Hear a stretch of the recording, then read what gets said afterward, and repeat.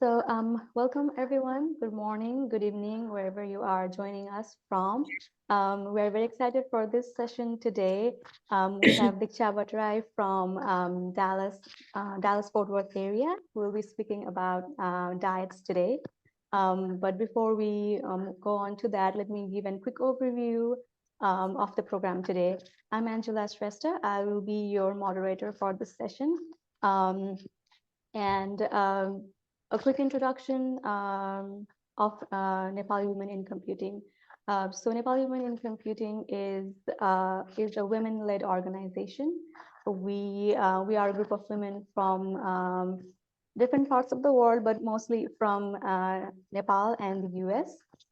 So we are so this is basically a platform where we connect, inspire, and advocate women advancement in technology.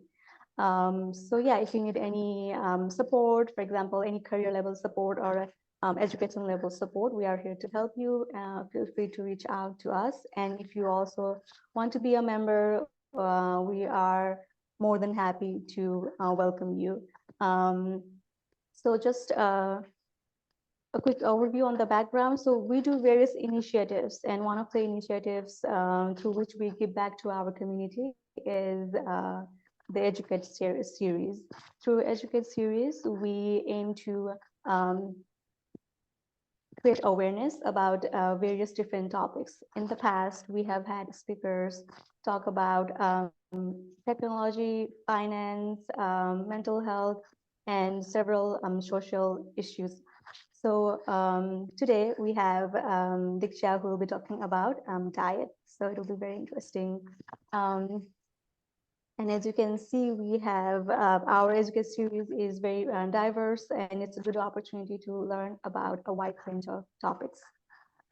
And so next up, so towards the end, we'll also have an Q&A session. So feel free to stick around, and I'm sure I'll be asking some questions to Dixya, because I'm very interested to learn about her journey, her experience, and more tips on cooking and nutrition.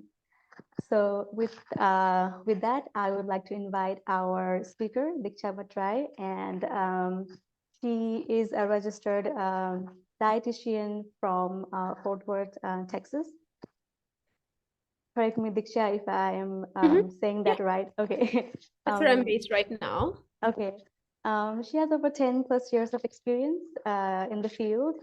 I've been following her on social media for quite some time now, and she has a pretty strong social media presence. She actively shares cooking recipes and nutrition tips and tricks on Instagram and as well as YouTube. She also has a she also has a website named Food Pleasure and Health, which is also her social media handles. So yeah, don't forget to check that out.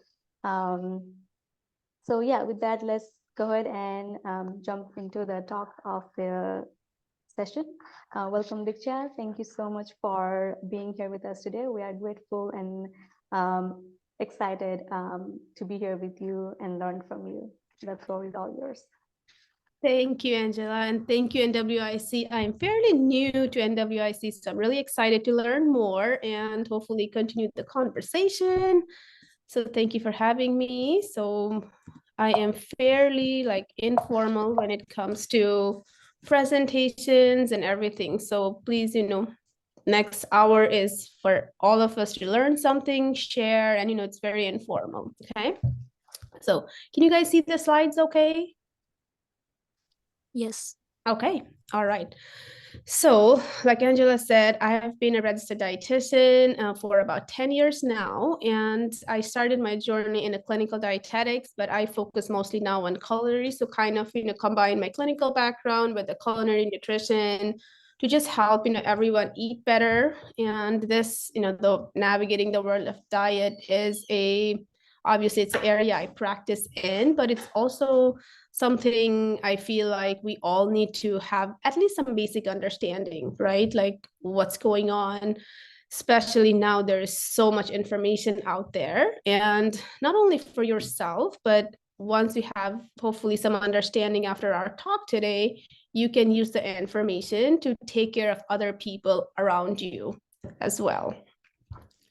So let me begin by this very first slide. As you can see, it is just, bombarded with all the different diets, weight loss books, different diet plans, diet pills, and this is what we see every day, right? Whether it's on social media, you open like a magazine, you are at a dinner party, there's always some conversation about diet, weight loss, new trends, and it's really overwhelming. And myself being a practitioner for over like 10 years, I can't keep up with ever changing new diets and new pills and new trend, and I can only imagine the amount of confusion, frustration, and just not knowing where to even begin, because how do you navigate so much information that is constantly at you? So my goal really with today's presentation is to dive into the world of diet, what is out there, and as like a general public, how do we navigate this information so we can make best decisions for ourselves and also for people around us.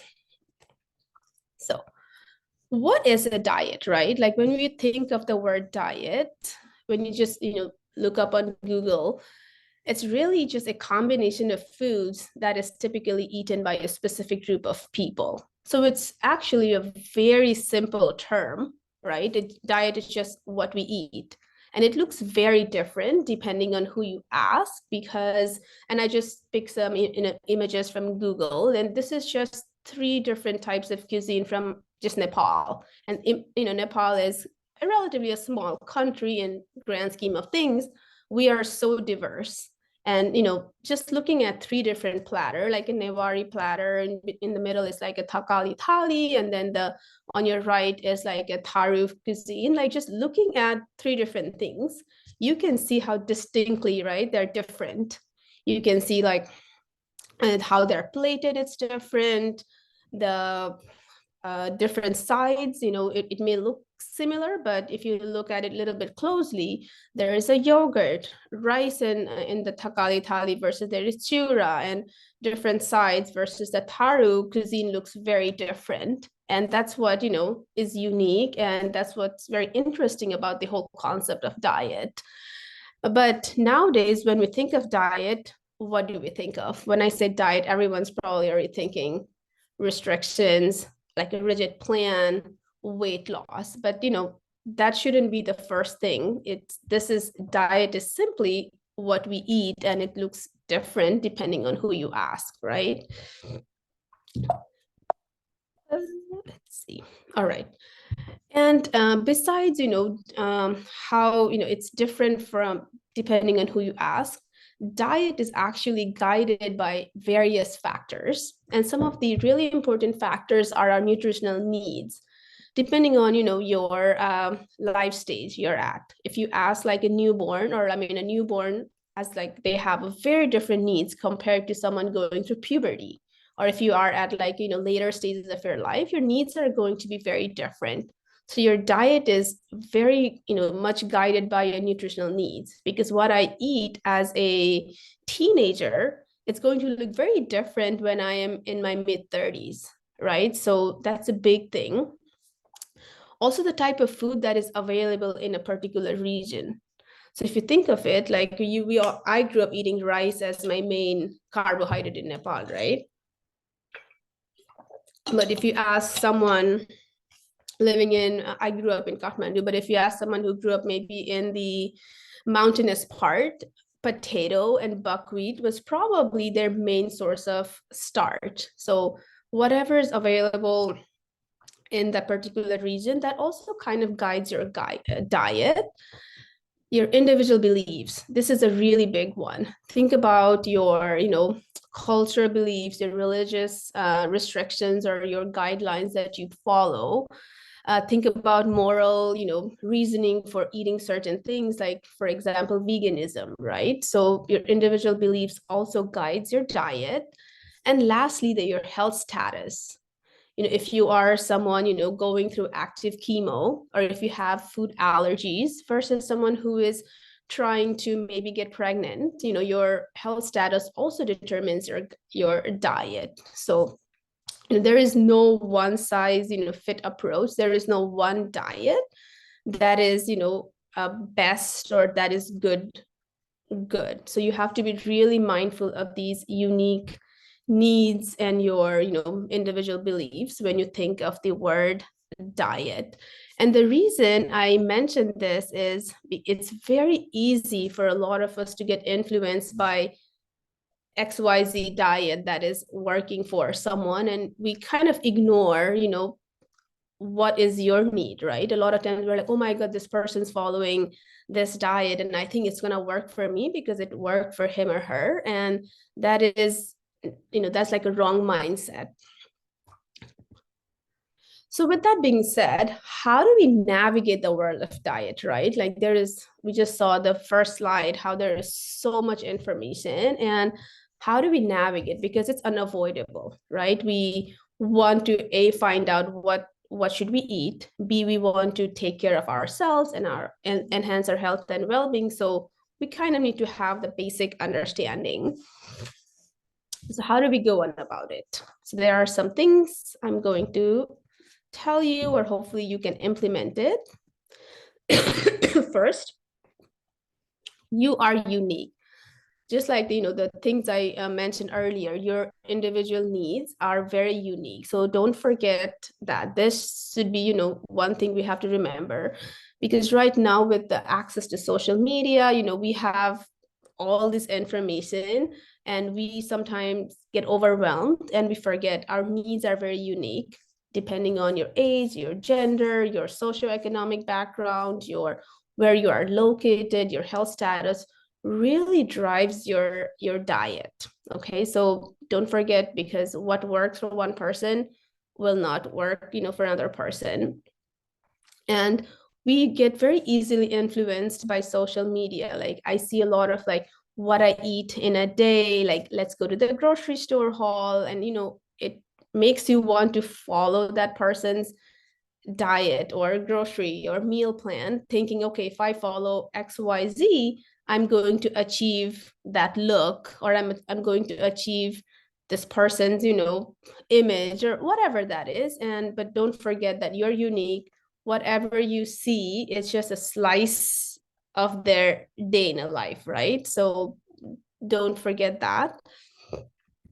Another one is, where are you getting the information from? And this is a really big one right now. Is I get questions or like requests like, hey, I saw this diet, what do you think of this? Hey, I bought this meal plan, what are your thoughts on it? And when I was growing up, I did not have access to all this information on diet, and also there was not that much interest on diet back when I was growing up. But now with internet, different social media apps, anyone can get on the internet and start talking about their journey, whether it's weight loss, whether it's their fertility journey, whatever that is. And but that doesn't mean you should blindly follow that person's recommendation. Okay, there are things like who is sharing the information, what credentials do they have, and why are they sharing? Okay, these things are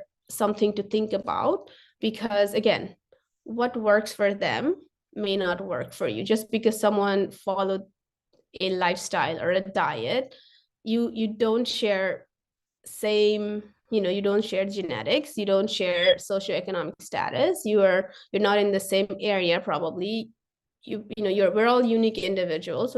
So blindly following those diet is not a way to go on about it. Another thing is, what credentials do they have, right? Just because it's worked for them, you cannot blindly take their anecdotal success and think it's going to work for you. And other thing is, what are they offering, right? There are lots of people selling diet plans, supplements, and books and whatnot, and they may have, some biases towards it because maybe they are making money from it. Maybe they are sponsored by it. Maybe it's their supplement. And obviously, if that is my company, I'm going to share it, but that doesn't mean it's evidence-based. So please, get information from a credible source and not just from anyone on the internet. I get so many, I'm sure you guys do too, get like WhatsApp messages or, YouTube like links and TikTok links that, oh, you know what, the next best thing is to follow this, or hey, you should avoid or you should do this to manage your blood sugar. And a lot of times it's just bogus. It's not like scientific, it doesn't have any scientific evidence to do it. So just be mindful of where you're getting that information from. Another big one, for me, and this is the one that I strongly encourage everyone to follow, is just knowing your numbers. And what do I mean by that? So if you are, someone looking to really, get on this health and wellness journey, or just want to improve your diet, I really am a big believer of preventative medicine, meaning, trying to take control of your health before it's too late. And by that is, just going for your annual, physical. If you have health insurance, your health insurance covers your yearly visit where you can go get your blood work drawn, get your blood pressure checked, your blood sugar, know your cholesterol numbers, because this will give you like a baseline idea of where you are at. And it's just not for ourselves, but for your significant other, for your parents. This is one thing that we don't actively do it until it's too late, right? I'm in my mid-30s, so I'm trying to, take better care of my health now. So if I was to get anything, I can delay the onset of it. I can prevent it from happening, right? So for example, blood sugar, a lot of times people are, oh, I went to the doctor and my doctor said I have a borderline diabetes. Well, that should be your wake-up call, not like wait until you get full-blown diabetes. If you hear, oh, you know what, you have high blood sugar, this is a good time for you to pay attention to, okay, I have high blood sugar. What should I do now? What dietary changes do I need to make? I need to maybe watch my carbohydrate intake. I need to maybe be more physically active. So that way, when I go for my blood check in like next 3 months, maybe it's better controlled versus waiting for it to be full-blown diabetes. That way you can obviously not take medication. You can, delay that from happening. And, diabetes can be reversed if it's managed like early enough. Another one is blood pressure. And this is a big one. Also, anyone, with a high blood pressure, your risk for getting stroke and heart disease is very high. And even if you don't have health insurance, you can go to Walmart, Sam's, they have free like blood pressure check. You can, go get it done and keep an eye on it, or you can even buy one at home and, have an understanding where it's at. And if you realize your blood pressure is running low, maybe start, watching your sodium intake, be more physically active, stop smoking if you are an active smoker right now. The other one is your cholesterol levels, especially your LDL cholesterol, which is your bad cholesterol. So keeping track will also help you, and prevent you from getting heart disease. So that's a big one.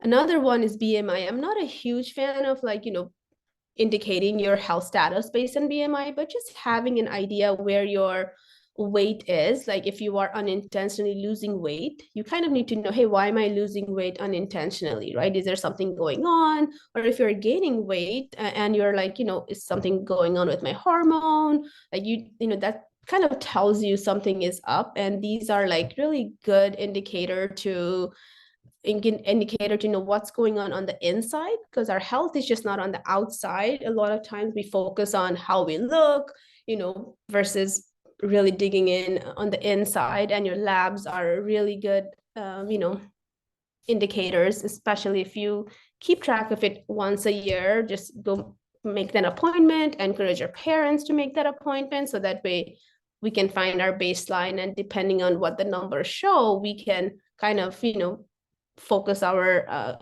diet to help manage those numbers. And the reason I mentioned that is the prevalence of type 2 diabetes, heart disease, stroke is very high in our Southeast Asian population because of our genetics, because of how our body is able to manage blood sugar and insulin.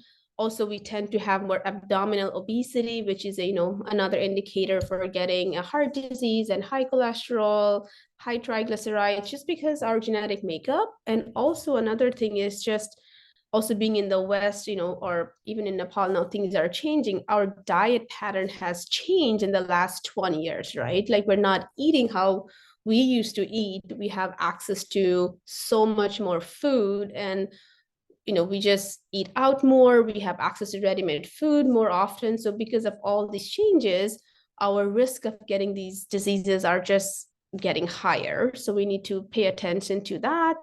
And for women, like the prevalence of PCOS is very high in our Southeast Asian community. Again, just going back to our genetic makeup, how our body is not able to, manage insulin appropriately. Sometimes it's also underdiagnosis, also not having lack of awareness. These things are, really important for us to pay attention to. And these are some studies I looked up. These are all relatively new studies. So if you want to go look these studies in more detail, the references are here. So, all right. With that being said, what are some diets to follow, right? So I'm going to share few diets that I think are really well researched, has a very solid scientific evidence that we can perhaps implement more in our everyday life. Number one is called a DASH diet. So it's dietary approaches to stop hypertension. This has been, around for at least 3 decades. It is very well studied, and it actually started as a research study to see how, sodium intake and how this diet will impact on one's high blood pressure. And it showed that following this diet was effective in as little as 2 weeks. So rather than a diet, we talked about how diet is like a restrictive term, but DASH diet is more of a lifestyle. So instead of, having you count calories or eliminating a whole food group, DASH diet is more of a lifestyle where there is a big emphasis on eating, certain food groups more and limiting intake of certain food groups that are not as great for you. And the studies showed that within 2 weeks, there was a reduction in high blood pressure, better blood sugar, their cholesterol numbers are looking better, people were starting to lose weight, so overall a really good lifestyle to follow. So it encourages whole grains, lots of vegetables, fruits, limiting, your sugar, lots of fat, limiting your intake of poultry and meat and fish. So it's just a good, way to eat. And it doesn't matter what kind of diet or what kind of food you eat. You could eat food that is like Nepali food, you could eat Indian food, but you just look at this guiding principles. So for example, if you are someone who, eat like Nepali food, instead of, rice is predominantly our carbs, right? So instead of eating rice every day, maybe switch out the white rice to couple of times, maybe do quinoa or do bulgur or do some other whole grains. It doesn't have to be white rice, and it's not asking to eliminate white rice altogether because that's kind of unrealistic. Same thing with eating more fruits and vegetables. And one thing I wanted to mention is, vegetables has always been a big part of our cuisine, but the way we cook it is always not the healthiest, right? We often rely on frying and cooking in a lot of oil. So it's like a lot of times soaked in a lot of oil. Maybe switching that out, to maybe lightly sauteing, baking, stir frying. Those are cooking technique we can use and still eat our typical Nepali food. Eating instead of like whole milk or whole milk dairy, if you are at a high risk of high cholesterol, perhaps doing like a 2% or like a low fat dairy, and then, limiting our oil intake, making, meat a little bit less part of our everyday routine, following maybe meatless Monday, or, just something to incorporate more plant-based, or eating less meat, or even reducing the portion size is going to, just enhance your health overall. And like I said, there is no counting of anything. We're not, tracking our calories. We're not like measuring our food, but just incorporating more whole grains, more vegetables, and less of the sweets and oils. And the next three are just as great, and they all have like kind of stem from the DASH diet. Mediterranean diet, and you may have also heard, is always ranked number one. So when you look at like, best diet to follow in 2023, 2024, those kind of lists, Mediterranean diet always ranks number one or number two, because it is adapted from a DASH diet. And what it does is like, it kind of mimics a diet from the people, from France, Spain, that part of the world. And it's very similar to DASH diet. The only main difference is there is a little bit inclusion of alcohol, and I wanted to talk a little bit about it. So again, with Mediterranean diet, you're eating a lot of fish, lots of like olive oil, whole grains, lots of fruits and vegetables, and inclusion of wine. And with the alcohol, it is a big part of, someone's social life. People, make it, part of their festivities, celebrations, sadness. And just because, wine is in a Mediterranean diet doesn't mean it's healthy. So if you are someone who does not drink, don't add wine to your diet because it's on the Mediterranean diet. It's important to know that the studies with alcohol and health is very inconclusive. Even though we often hear, okay, red wine is really good for our health, the studies are not as strong. Yes, there are antioxidants in like grapes, but you can also eat grapes to get those benefits. You don't need wine for that. Another thing is the portion size that is really important, right? Like a appropriate portion size for wine is 45 ounces, which is about half a cup, right? So if you are not following that, then there is no health benefit. There are like a lot more risk of drinking alcohol. Another one is, how are you, using alcohol as a part of your health and wellness? Are you just, drinking one glass a day as a part of your social life, and you eat overall a fairly balanced diet? Or are you binge drinking alcohol every day, thinking, okay, I gotta drink wine for my health benefits? So there is a big difference in that. Another one is flexitarian diet, which is mostly like plant-based diet with the inclusion of a little bit of meat. Another one that I really have been looking more into is called Mind Diet. So it's a combination of DASH diet and Mediterranean diet for your brain health. And now brain health is becoming, really a big focus, because they're finding lots of positive association with food and our brain health, for like Alzheimer's, for dementia, and mental like health, issues like depression and so on. So the Mind Diet, what it does is it's pinpointed like 8 to 10 different food that we should incorporate regularly in our diet to see like really positive impact. So things like berries, olive oil, whole grains, dark leafy vegetables, just vegetables in general, a little bit of poultry. There are like certain food, and they specifically list out how many servings you should be eating every week.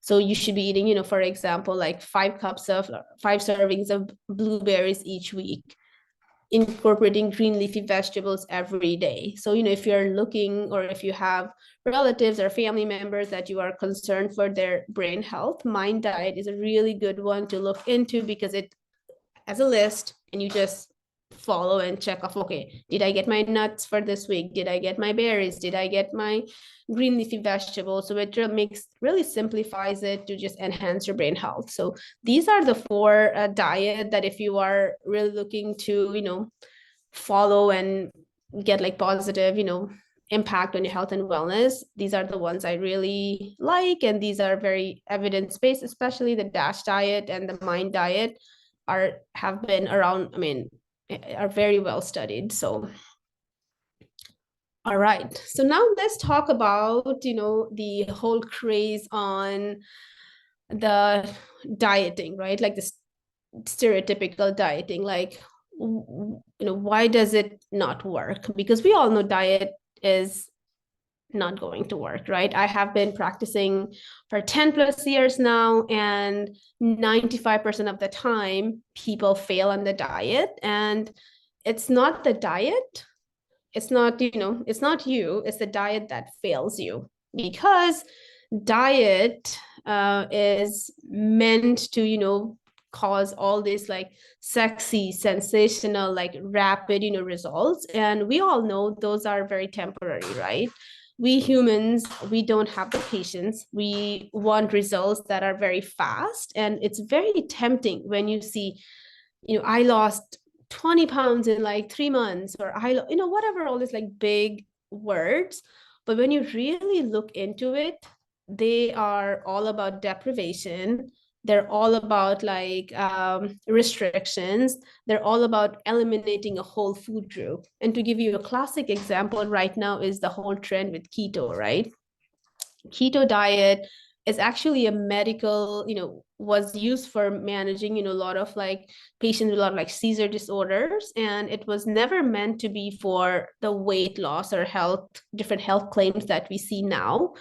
The keto diet takes away your whole food group of carbohydrates, which is, big, part of your everyday diet. Carbohydrate gives us the energy we need to function, but it takes away that whole food group, and that is not sustainable. So if you think of it, if there are a lot of diets are like calorie restricted, like 500 calories or less, like we cannot survive on 500 calories. Yeah, you can do it for a week, you can do it for 10 days, but what happens after that? You're back to, it's the same starting point, right? So this is a really nice cycle that kind of, talks about how the dieting works, right? You start on a diet, let's say you're like, super gung-ho about it, be it January 1st or Monday, or after my vacation, right? You get all excited and you start on a diet. And a lot of these diets, they are built around restriction, deprivation, and like big claims. Then you start, for example, counting your calories or restricting a whole food group. And you do that. Some people will last for 2 weeks, some people will last a day, some people will last for a couple of months. But what happens is you start feeling deprived, because our human body, we need all of our food groups, right? We need our carbohydrates, we need our protein, we need our fat, we need a little bit of everything. And once you start feeling deprived, what happens? You start craving for those things. Let's say if you haven't had like regular cheesecake, or you haven't had like a real, your typical meal, you start craving those. And that's just the way your body telling you that, hey, you are depriving me of these nutrients. Because every food, has a role to play in our health and wellness, right? Be it for hormonal health, for our blood sugar, for our protein maintenance, whatever that is. But if you deprive, we start craving. And when you start craving, what happens? You're just not able to think correctly. Either you're sleep deprived, your mood is like all over the place, you are probably always tired. You also probably miss a lot of like, social activity with your friends and families. And then you give in, because you can only do that for so long. Then you give in, then you start, like, what? I've already eaten, like, I've already gone out, I've already eaten, I'm over my calorie, I've eaten whatever I was not supposed to eat. Then you start like, cheat days, then you start feeling guilty. Oh my God, that, I can never follow this. I have no self-control. You start, self-pitying. But if you think about it, it's not you, it's the diet, the way it is shaped. The diet industry is just shaped to, make us go through that cycle. Because guess what? after that keto didn't work for you, guess what? You have Weight Watchers. You have like, what do you call, like low carb diet. You have Whole30. There is like tens and hundreds of diets out there every day. And if you really think of it, if diet worked, why are we seeing new diets every week, every month, every year, right? If it worked magically, there would be no other diets and dietitians, and I wouldn't have a job. So if you think of it, think about this cycle, right? Like you start, it's, it's just that deprivation, calorie restrictions, it's just not sustainable long term. And like I said, 95% of the time, the conventional like a diet, it always fails because it's just built that way. It's not well researched, it's just made up, and there is no rhyme or reason, and it's not sustainable for anyone to follow that long term. So with that being said, what can we do, right? Like, what can we do to optimize our nutrition, regardless of, where you are in your journey of your health and wellness, whatever goals you have, whatever, lifestyle, dietary pattern you follow. Like, I want to share some tips to just help you optimize your nutrition. Starting with protein at each meal, okay? Protein is really important for us, and we want to eat some sort of protein at each meal, whether you follow plant-based diet, whether you're pescatarian, you eat meat, whatever that is. Try to incorporate some sort of protein at each meal because it keeps us full longer. It also helps manage our blood sugar, so that helps with your hormone, that keeps your energy steady, so you're not like at your peak and then you crash. We want to have like a steady level of energy throughout the day. So try to incorporate protein, whether it's in the form of meat, nuts, dairy, it could be tofu, whatever that is, but eat a variety and be consistent with it, okay? Another one is filling half of your plate with fruits and vegetables.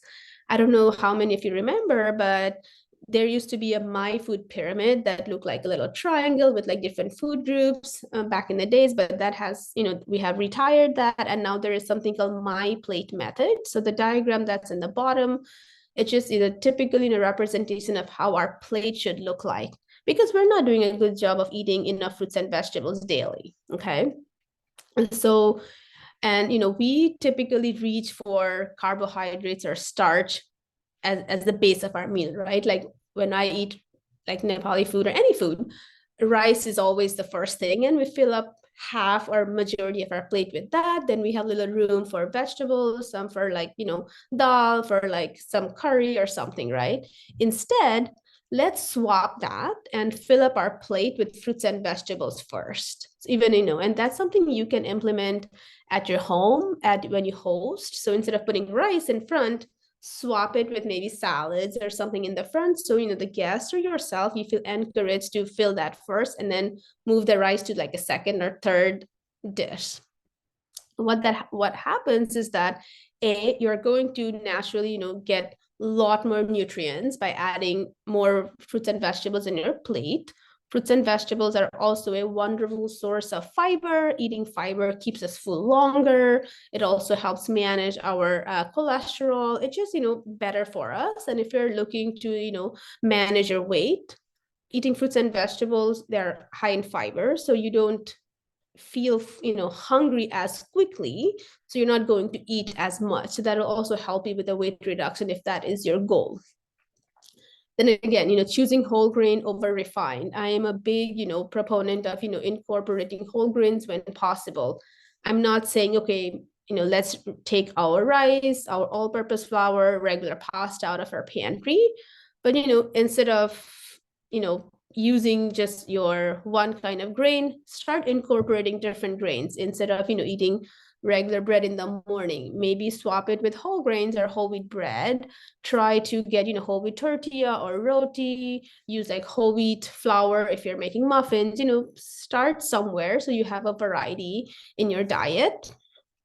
Limiting added sugar. This is a really big one because added sugar is something that we add to things. So, your fruits, your dairy, they all have natural sugar. It's already, in it. You're not adding anything extra, but adding, regular sugar, brown sugar, honey, maple syrup, anything else you add is limit like your added sugar. And that's in everything.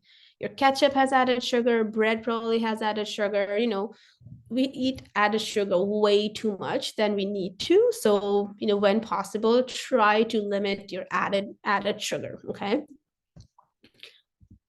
Another one is eating probiotic rich foods regularly, because that's something we're not doing enough of. So probiotics are, active like live organisms that is naturally present in food. So a good example is yogurt, right? When you think of the word microorganism, it may seem like, oh my God, why am I eating bacteria? But these are good for you bacteria. We're all made of bacteria. There's nothing wrong with it. We need to eat more of these good for you bacteria. So that way, it's not like, before, we encourage everyone to eat probiotic food like yogurt because it's good for our digestive system. But now studies are showing eating probiotic rich foods like sauerkraut, kimchi, yogurt, miso, tempeh, they're all like wonderful source of all these healthy bacteria that are good for our brain health, helps us sleep better. It has shown to help with autoimmune issues. If you have allergies, it's a growing, there's like a growing research that's coming out that it's way more than just our digestive health. So when possible, incorporate some form of probiotic regularly. So if you don't need probiotics right now, don't go and start eating a whole lot of kimchi today, but just like a small amount, and you're gonna gradually increase it. So just something every day, eat variety, not just one kind, because you want to incorporate different kind of probiotics because they bring in different strains of bacteria that are good for us. Another one is limiting ultra processed foods and snacks. Okay, and there's a difference between processed food and ultra processed food. And I wanted to mention this because anytime you hear the word processed, people automatically think it's not good. But everything we eat from the time it was grown till the time it reaches our plate is processed, right? Like we're not eating food straight grown out of a ground. It goes through some sort of cleaning, some sort of like, like let's say frozen food. It's a processed food when you think of it, and there's nothing wrong with that. Like your canned fruits and vegetables, like, when the grain, it gets grown, we're not eating raw grain. It gets processed into form of rice or flour, it goes through some sort of processing. So processed doesn't mean it's natural, it's just bad. We just want to be mindful of ultra processed. So ultra processed food would be things like, your what we call junk food. And so things, that are stripped of all the nutrients because it's processed so much. And a good example are potatoes, right? Potato, by the time, it reaches our plate, it goes through some processing because we're not eating raw potato, right? We have to peel the potato, we have to clean the potato, we are baking the potato, we are roasting the potato, and then we eat it. And it's a wonderful source of, carbohydrate, lots of minerals in it, and it's good. Versus potato chips are ultra processed food because it has so much fat, it has a lot of sodium, so it gets processed and it's delicious, don't get me wrong, but it's considered ultra processed food. So we want to limit ultra processed food and snacks like your pastries and soda and candy, like food that are that they no longer have any nutrient benefits. So no fiber, lots of saturated fat, lots of added sugar. So we want to kind of limit those kind of food. Another one is go for nuts and seeds. Nuts and seeds are like, small and mighty, but they have so much nutrients, and they have a lot of nutrients that we normally don't get in our everyday diet. So they have, like walnuts is a good example of, omega-3 fatty acids. Omega-3 fatty acids are fatty acids that our body does not make it. So we have to eat it, as a part of our diet, whether it's in the form of like fatty fish or if through nuts and seeds or through supplements, because it's good for our brain health and many other, health benefits. So when possible, try to eat nuts as a part of your snack, in your smoothies, whether you put it on a salad. So try to do that. And then lastly, cooking with herbs and spices. I'm so grateful. We all, our Nepali food has inherently, like, we have so many spices and herbs that we cook with. So make that habit, part of your everyday routine, because herbs and spices are packed with so many antioxidants that are good for your overall health, good for heart health. Another thing is it also helps flavor our food without adding a lot of sodium or salt, right? So just make that part of your everyday, like, routine. So these are, like, some tips that we can implement. And with that, I am concluding my presentation, and let's have questions. So thank you, everybody. Thank you, Diksha. That was really wonderful presentation. I definitely learned a lot. I really liked the fact that you started with breaking some myth versus reality in diet. Yeah. For example, yeah, just whenever we say diet, like how I grew up was like diet means like you are restricting or controlling something in your food, right? Yeah. But that's not the way it is. And diet No, means just like your regular dal bhat and everything that you eat on an exactly. everyday basis. So Exactly. yeah, thank you so much. That was very informative. So now we have about 7 minutes left, and let's open up the floor for discussion.